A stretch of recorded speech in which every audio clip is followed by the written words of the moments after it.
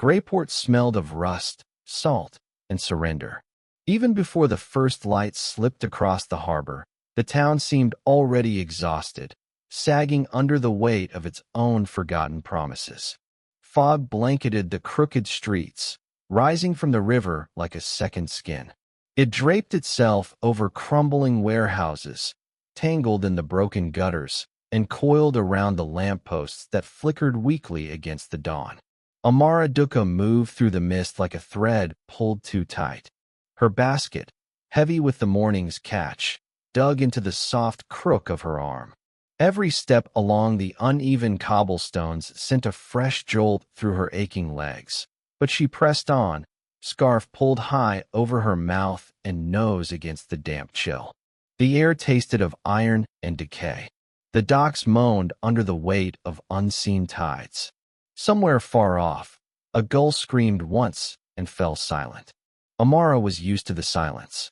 In Grayport, silence filled the gaps where dreams used to be.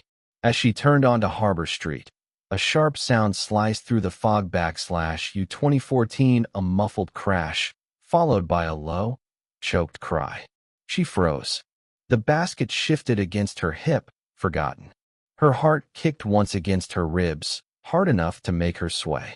Another sound, scuffling feet, a grunt, the slap of flesh against stone. Slowly, cautiously, Amara edged toward the mouth of a narrow alley tucked between the skeletons of two abandoned buildings. The mist parted just enough for her to see the figures / 2014, four of them, older boys, their outlines blurred but their cruelty stark. And beneath them, a smaller body, curled in on itself, trying to disappear. Momo. She recognized him instantly. The boy from her building. No older than 9. All crooked smiles and scraped knees. Always darting underfoot with a deflated soccer ball tucked under his arm. Now he lay crumpled against the bricks, small hands raised in a pitiful attempt to shield his head. Amara's breath caught painfully in her throat. One of the older boys drew back his boot and kicked, hard. Momo whimpered, folding tighter into himself.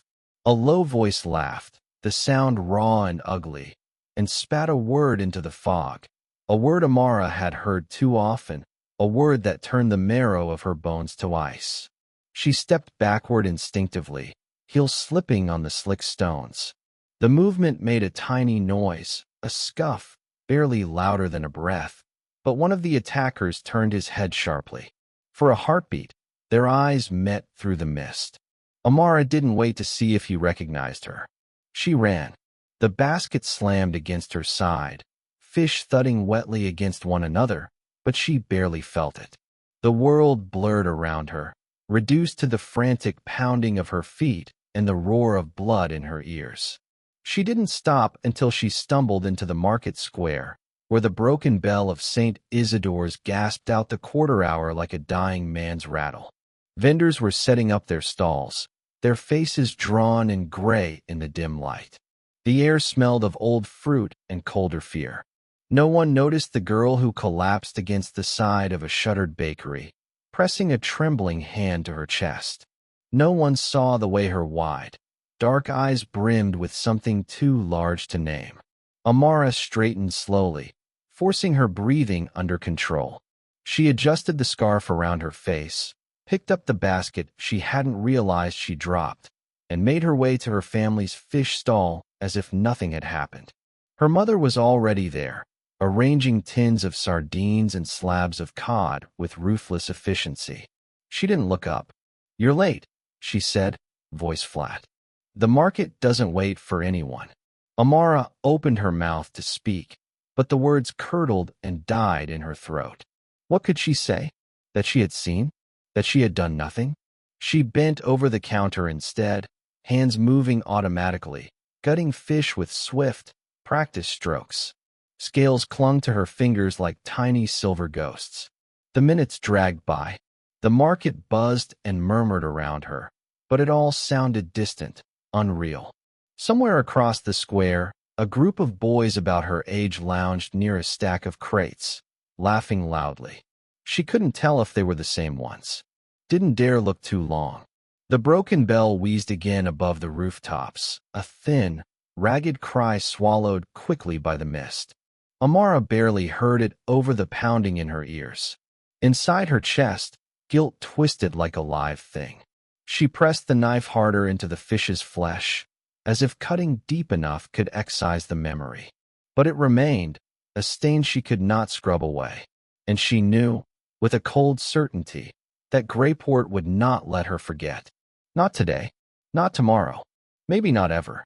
The next day dawned weak and colorless, the sky sagging low over Grayport like a stained sheet left too long in the rain. Amara woke with the bitter taste of iron still clinging to the back of her throat. Her body moved through the morning on instinct. Dress, scarf, boots. But her mind stayed trapped in the alley, in the mist, in the broken shape of Momo crumpled against the wall. The market square was already alive when she arrived, a low, restless hum moving between the battered stalls and cracked pavement.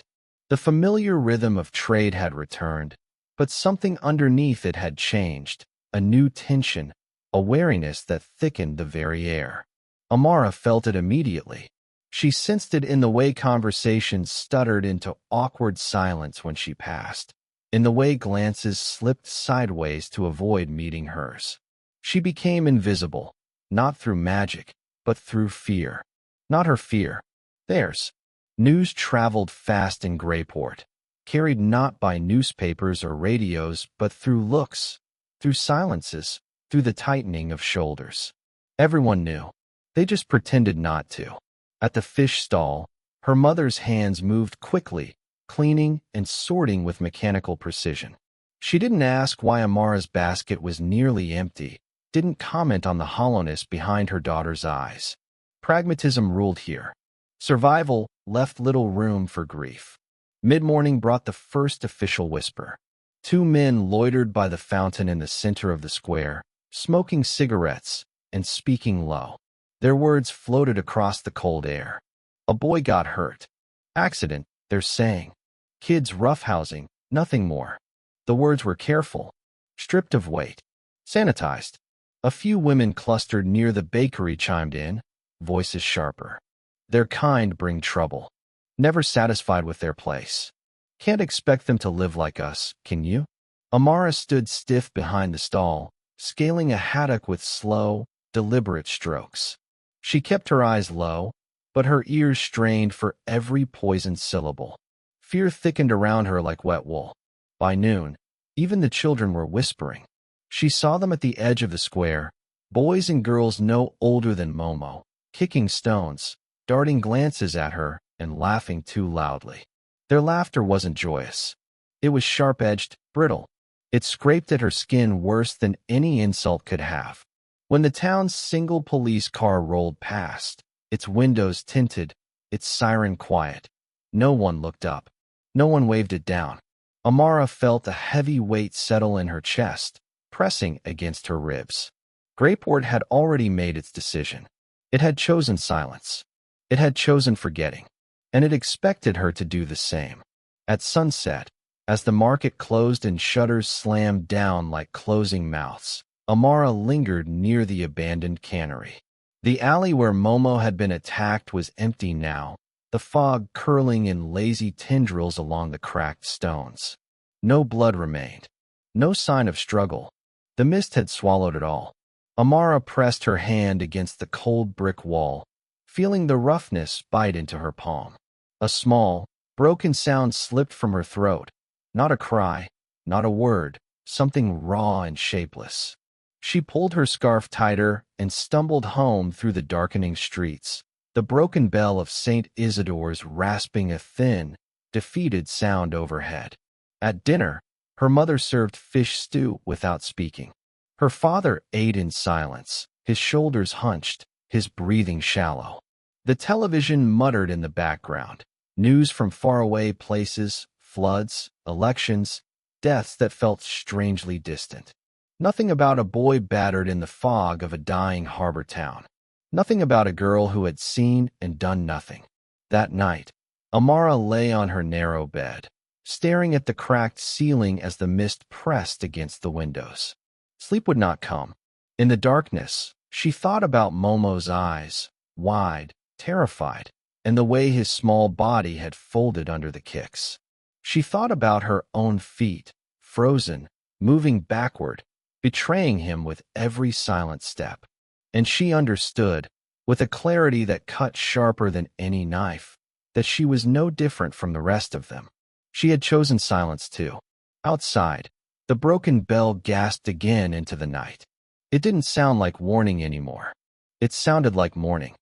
In Grayport, days didn't pass so much as seep into one another, thick and heavy as the mist. After Momo's attack, the town didn't roar in outrage. It didn't tremble with guilt. It barely stirred. Instead, it pulled the fog tighter around itself, like a blanket too worn to offer real warmth. Amara noticed the changes first in the smallest ways. At the market, old Madame Fall, who used to press extra lemons into her basket with a wink, now avoided her eyes. At the bakery, the sour-faced woman who always overcharged her mother now remained silent, slipping coins across the counter with trembling fingers. No one said anything. No one needed to. Their fear was a living thing, curling and coiling in every narrow alley and broken window. Momo's family stopped coming to the market. Their windows stayed dark. Their laughter, once so easy and full, had vanished from the stairwells and rooftops. The absence was louder than any cry for help. One afternoon, Amara saw the mayor's assistant, a pale, sweaty man with ink-stained fingers, talking urgently with the police chief near the old church. They stood close, voices low but urgent, glancing now and then toward the immigrant quarter. Amara watched from the shadow of a shuttered shop, her heart drumming a sick rhythm against her ribs. She understood even before the words reached her ears. Best if they move on. Tensions are bad for business.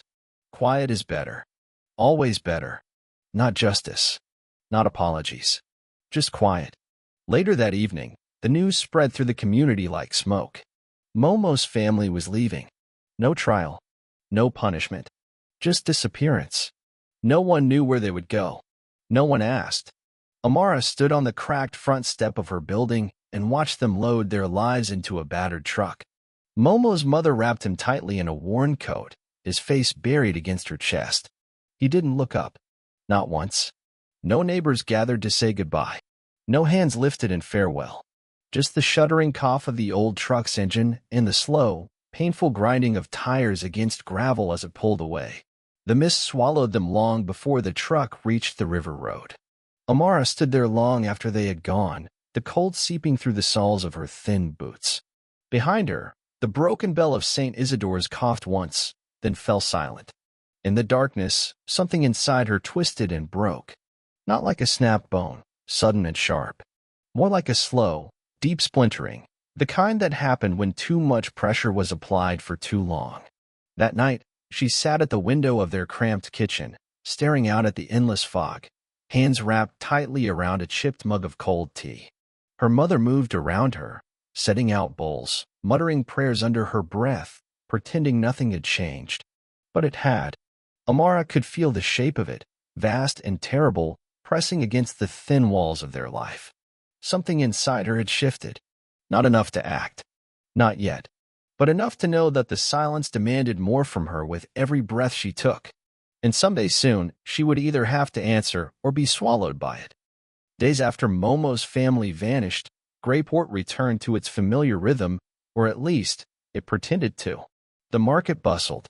The fishermen grumbled about the tides. Children kicked battered soccer balls through the alleys, though their laughter sounded thinner, brittle around the edges.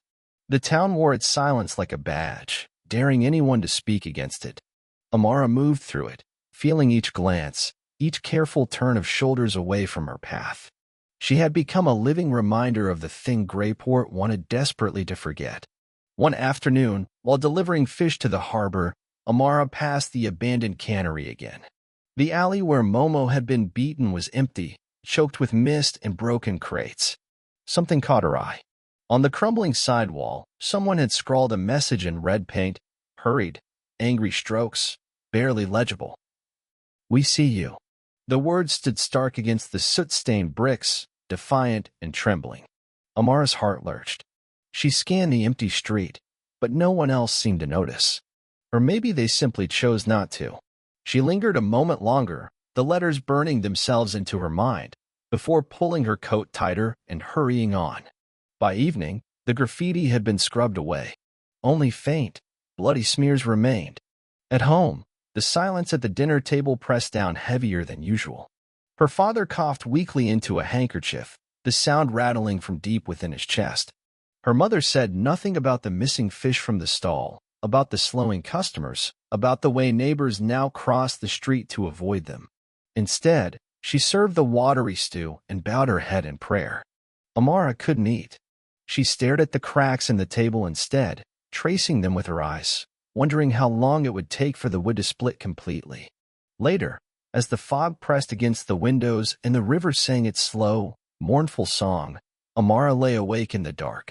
The memory of the red letters burned behind her closed eyes. "We see you." It wasn't just an accusation. It was a promise. A reminder that even in a town determined to forget, someone still carried the memory like a wound. The thought terrified her. And yet, it also anchored her, kept her from drifting completely into the numbness that had swallowed everyone else. Around midnight, unable to stay still any longer, Amara rose quietly, pulling on her coat and scarf. She slipped through the dark house like a whisper. Outside, Grayport was a skeleton town, all hollow bones and mist. She walked without thinking, following the river's edge until she reached the cannery again. The wall stood bare and wet, as if ashamed of its brief defiance. Amara's hand tightened around the can of paint hidden in her pocket. She hadn't planned this. She hadn't even known she had it in her until she realized it had been sitting on her shelf for months, left over from a school project long forgotten. Her fingers moved without permission. With slow, deliberate strokes, she painted the words again, not in anger, not in haste, but with careful, aching clarity. "We are not invisible." When she finished, she stepped back, chest heaving, mist curling around her like a shroud. The words dripped slowly down the wall, like blood, like rain. Above her, the broken bell of St. Isidore's rattled once, a hollow sound swallowed quickly by the fog. Amara stood very still, the paint can still clutched in one hand. In that moment, she didn't feel powerful. She didn't feel brave. She felt terrified. But she also felt awake. And for the first time in days, she didn't feel alone. Turning away from the wall, she walked slowly back toward home, leaving the mist and the message to whisper in her wake. The next morning, Alina found a bouquet of wildflowers on the front steps of the funeral home. No card, no signature, just a handful of yellow and white blooms, tied together with twine, left like an offering. The paint stains from weeks ago were still faintly visible on the door if you looked hard enough. She didn't scrub them anymore. She let them stay, scars the building would carry, same as she did. The phone started ringing again. Not constantly, not like before, but it rang.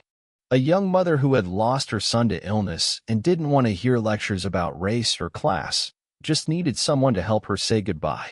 A retired teacher who remembered Reverend Hart's sermons and said he trusted the blood that built this place more than any glittering new business. A white mechanic whose sister had passed, too ashamed to call the bigger funeral parlors after years of unpaid debts, who came in with his cap in hand and tears on his cheeks. Small steps, quiet ones. Some neighbors still crossed the street when they saw Alina coming. Some still stared through her like glass. Not everyone clapped after the memorial service. Not everyone forgave. Ashboro wasn't ready to change all at once. Maybe it never would. But here and there, in glances, in murmured thank yous, in tiny acts of mercy, cracks in the old walls had started to appear. Matthew stayed on, working harder than ever, speaking little, his presence a steady hum in the background of her days. Sometimes, when they passed each other in the hall, their eyes would meet, two people tied together not by shared history, but by shared choice. One evening, after locking up, Alina sat on the back steps again, arms around her knees. The air smelled of cut grass and rain clouds gathering far away. She closed her eyes and thought of her grandfather, of the weight he had carried, of the battles he had fought, of the dignity he had demanded for his people, even when the world sneered. Alina knew she hadn't betrayed him. She hadn't forgotten. She had simply picked up the burden he had left behind and chosen to carry it a few steps further, into a future he had prayed might one day be possible. The town would still whisper. The past would still bleed. The door would never fully scrub clean. But Hart and Son's funeral home would stand. Not because it was perfect, not because it was safe, but because some things are worth carrying, even when they are heavy. Especially when they are heavy. Alina opened her eyes. The sky stretched wide and bruised above her, aching and beautiful. And she sat there, breathing it in, the grief, the hope, the stubborn, aching life of it all, until the stars began to flicker awake. 2 nights later, Amara woke to the sound of shouting. She jolted upright in bed, heart hammering in her chest, straining to hear through the thick walls and thicker fog. It came again, angry voices, the splintering crack of wood, the sharp report of something breaking against stone. She stumbled to the window, fumbling with the stiff latch. Outside, in the watery moonlight, shadows moved near the old cannery. Figures darted between the ruins, their faces hidden by scarves and hoods. Another crash. Another smear of red against the cannery wall. When the mist cleared just enough, Amara saw it. Someone had tried to paint over her message with black tar, rough and dripping. But the words still fought through. We are not invisible. The letters bled from beneath the tar, stubborn and defiant, refusing to be erased. Amara pressed her forehead against the cold glass, breath fogging the pain. She should have been afraid. Part of her was. But a fiercer part, the part that had painted the wall in the first place, only burned hotter. Grayport wanted her to disappear. But every act of violence, every smear of tar, every broken window proved they had seen her. They could no longer pretend she wasn't there. The next morning, the town buzzed with rumors. Someone had been arrested near the docks. No one knew who. The police said little, their faces closed and careful.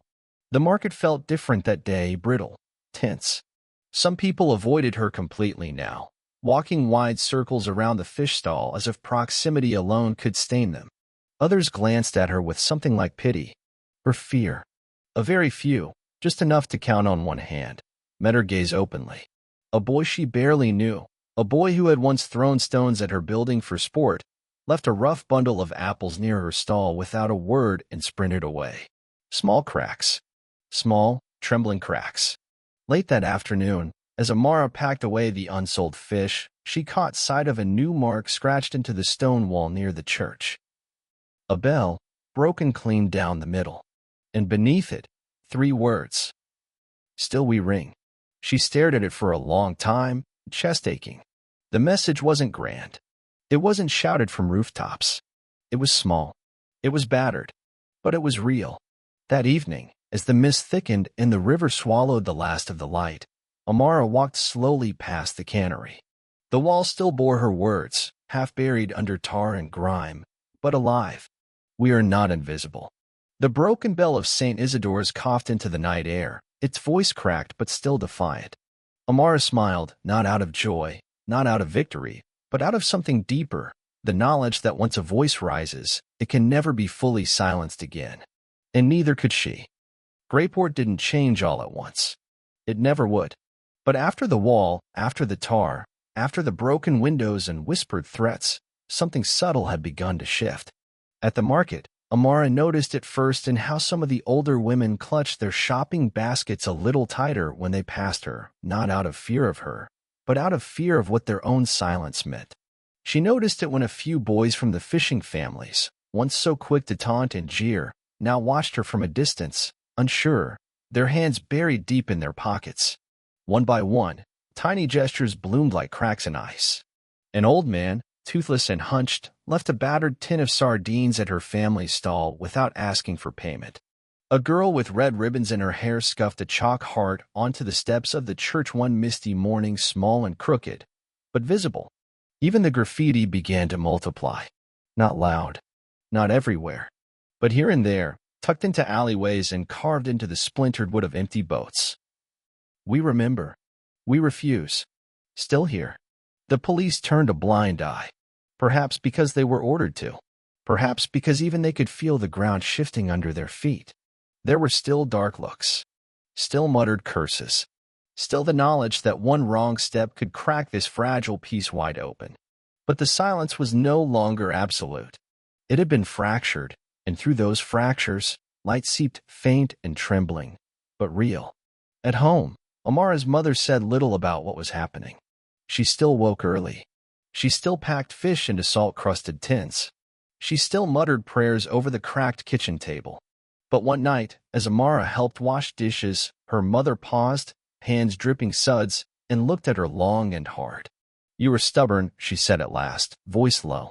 Amara dried her hands carefully on a frayed towel, heart hammering. "I get it from you," she said, barely above a whisper. Her mother snorted, a dry, almost amused sound, and turned back to the sink. Nothing more was said. Nothing more needed to be. Outside, the broken bell of St. Isidore's wheezed its tired song into the night, each cracked note carrying farther than it should have.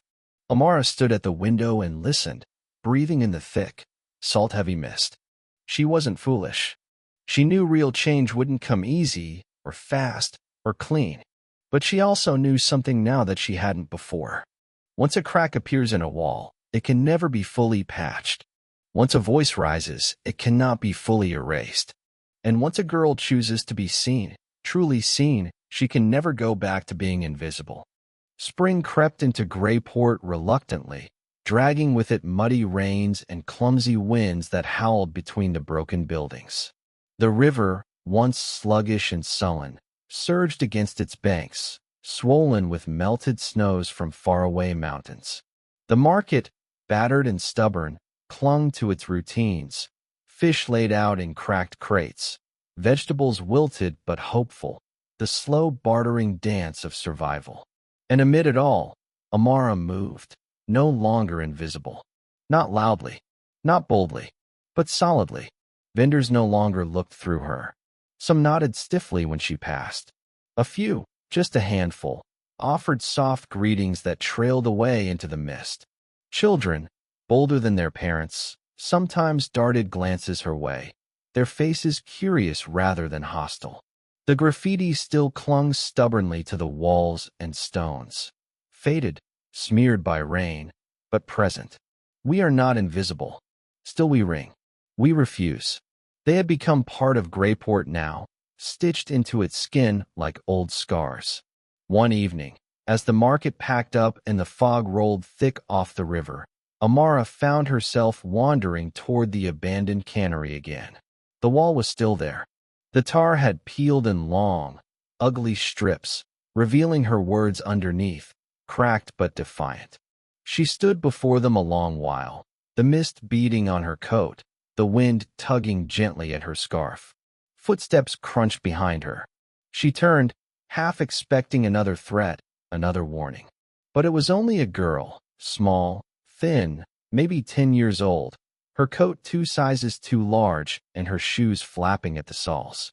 The girl looked at Amara for a long, shy moment, then fished something from her pocket, a stub of yellow chalk. She crouched low and, with clumsy determination, scrawled a heart beneath the faded words. It wasn't neat. It wasn't even clear, but it was bright. When the girl straightened, she didn't say anything. She just offered Amara a small, fierce smile and ran back into the mist.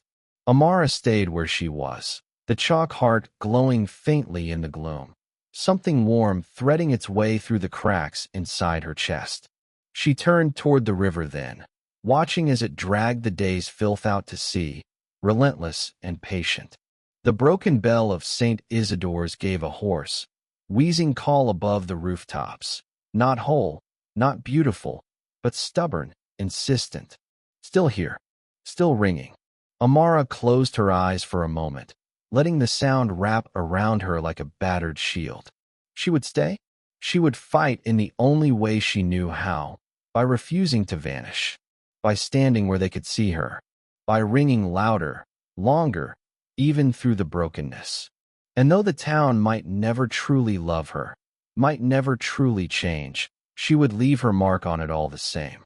One cracked, gasping bell at a time.